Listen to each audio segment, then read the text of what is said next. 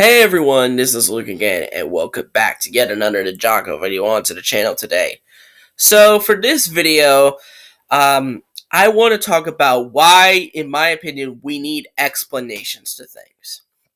Now, you're going to be like, well, yeah, of course we need explanations for things. But I feel like a lot of Ninjago fans don't really understand the gravity of why we need explanations. And not not just Ninjago fans, but one of the former showrunners, Tommy Andreasen, didn't really understand this that much at all, considering he relied so much on interpretation. Now, interpretation, I admit, can be useful at times. I'm not denying that. However, the issue comes when he became over reliant on it. And I feel like the straw that broke the camel's back when it came to this was his little thing about the the relationship between Lloyd and Harumi, which a lot of people, including myself, despised because he basically made it as like maybe they're a couple, maybe they're not. So he left it up to interpretation. When you leave it in the power of the fans, and you're doing that, you're playing a risky game there.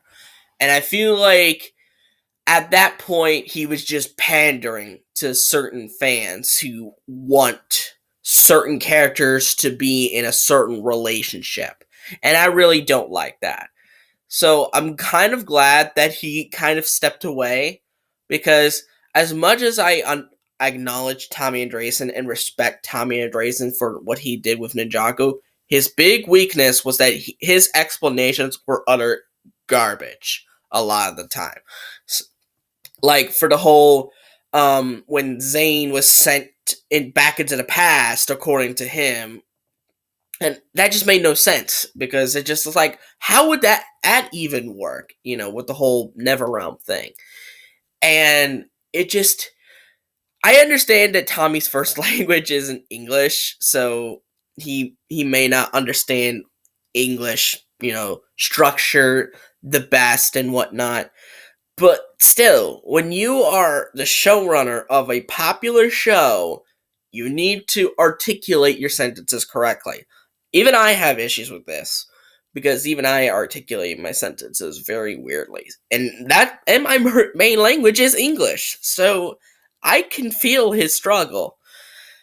But at the end of the day, we need explanations for things because if we don't, and you have someone that is overly reliant on interpretation, like Tommy Andreasen, and put the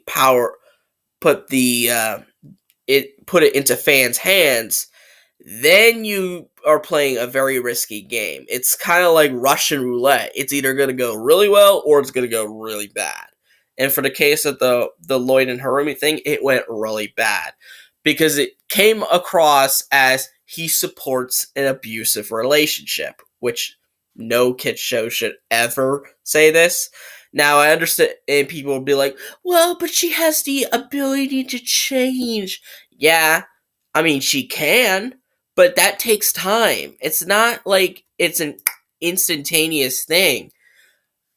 And also, I'm kind of glad that Dragon's Rising kind of pushed it to the backside and kind of didn't really acknowledge Crystallized. And I think that was probably the best move in the long run, is just to not acknowledge it. Be like, yeah, let's not acknowledge that. So, explanations for things can fill in gaps that are needed, and it could give us more of an insight as to what a character is and whatnot. Which is why I believe we need Ninja Aegis, because you can't say they're teenagers all this time. Like, I know in season 9, Kai said they were teenagers, but grown-up teenagers, so they were probably like 18, 19 when Hunted happened. Now they're probably in like their early to mid-20s. So like the same age as me. And that's why we need it, because I want to I want a confirmation to know how old are they exactly, because there have been implications that they have birthdays, but it's like we don't know their exact age, and I just want to celebrate their birthdays along with them. That would be very cool. Um, maybe I will make a video about that, the ninjas' birthdays. So what birthdays do I think they belong to? I could try and do like the voice actors' birthdays, but then again, that would kind of mess up. But that's another video in of itself. But I really think we need explanations for a lot of things. Now, not everything needs to be explained in the main show. Oops, sorry. But the main stuff does need explanations in the show. Like, one of the biggest outliers I can think of is the explanation of just Ronin in season 5. Because if you didn't know, there was a game made between seasons 4 and 5 called Shadow of Ronin. Now, Tommy said this was not canon, but yet it fit perfectly into the canon. So it makes no sense why he would say it's not canon when it literally fits within the canon. But I think maybe the main issue is that because it was a video game and not necessarily like a book or something like that, it wouldn't have worked. So I think that for the main stuff, explain it in the show. But if you want to do some like add tiny little details here and there, like sprinkle some of those in, then you could do books, video games, all of that. You could do that. I don't care.